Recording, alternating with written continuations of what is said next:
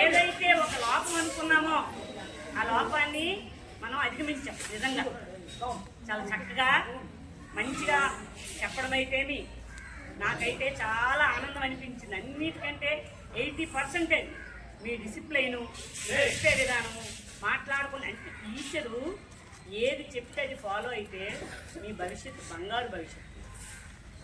చెప్తున్నాను, అది మర్చిపోకండి. ఇక్కడికి వచ్చి టీచర్ చెప్పారంటే మిమ్మల్ని బాగు చేయడానికి. సమ్మర్ వస్తుంది, మీ అందరికీ రెండో లోపం మీరు చెప్పాలనుకుంటున్నాను. పిల్లలందరికీ రెండో లోపం ఏంటో తెలిసిన, రాయడం బాగా రాయట్లేదు. అమ్మా నాన్న విన్నట్టు చదవండి. వాళ్ళకి అదే మనం ఇచ్చే ఆస్తి. వినిపించేటట్టు చదవండి. తప్పున్నా పర్వాలేదు, మన తప్పు తెలిస్తే కదా అది తప్పు మనం సర్దిద్దుకుంటాం. సెలవుల్లో అందరూ కూడా ఒక 5 లైన్లు, చిన్నపిల్లలకి 5 లైన్లు నీట్గా, ఏదో పొరపాటు రాసిందని కాదు, చక్కగా రాయాలి.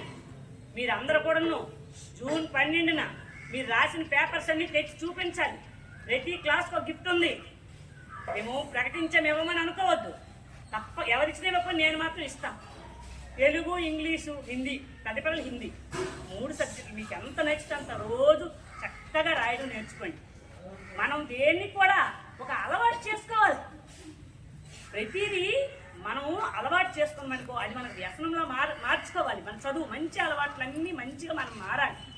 గుర్తుపెట్టుకోండి, రాయడం, అమ్మ నాన్నకి వినిపించినట్టు చదవడం చెయ్యాలి. మీకు ముఖ్యంగా ఒక విషయం చెప్తాను, చిన్న ప్రశ్న, మీరు గవి ఆన్సర్ చెప్పాలి.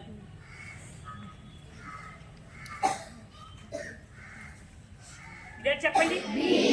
బి. ఇది ఎలా చదువుతాము?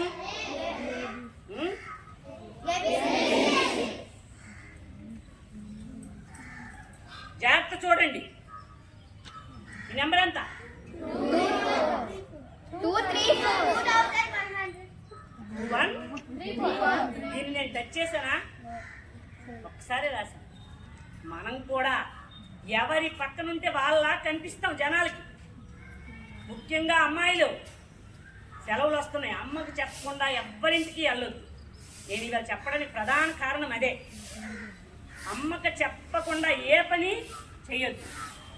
అర్థమైందా? అమ్మాయిలు మళ్ళీ మళ్ళీ చెప్తున్నాను, సెలవులు కదా ఎక్కడో తిరుగుతామని చేయొద్దు.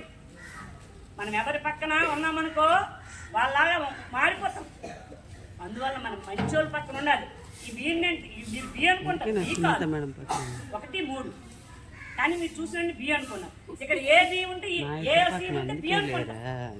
ఇక్కడ 2, 4 ఉంటే 21, 34 అనుకుంటాం. మనం కూడా అంతే, ఎవరి పక్కన ఉంటే వాళ్ళ కనిపిస్తాం, వాళ్ళ మారిపోతాం కూడా. మనం మారినా మారకపోయింది. కాబట్టి అందరికీ లైఫ్ టైం ఒకటే ఓటీపీ, ఒక్కసారే ఉంటుంది దానికి పాస్వర్డ్. ఇంకా మళ్ళీ జాగ్రత్తగా ఉండాలి. అమ్మాయిలు మళ్ళీ మళ్ళీ చెప్తున్నాను, ఎవరు అమ్మకు తెలియకుండా ఎవరింటికి వెళ్ళొద్దు. మన బంధువులైనా ఎవరింటికి వెళ్ళొద్దు. మీరు మంచి విలువలు నేర్చుకోవాలి. నేను కంపల్సరీ బండి కొన్నాను మీకోసమే, బండి నేర్చుకొని వస్తాను. ఈ ఊర్లోనే ఈవినింగ్ వస్తాను. మీరు ఎవరు నాకు కనిపించిన నా దగ్గర రావాలి. మనం కలిసి 4-5 ఏళ్ళకి రోజు వెళ్దాం. మర్చిపోవద్దు. అర్థమైందా? మా టీచర్ కాదు, మా ఎలిమెంటరీ టీచర్ వదిలిస్తే మాత్రం నేను అట్లా వచ్చాక వదలను మిమ్మల్ని. ఓకేనా? Thank you sir, thank you so much.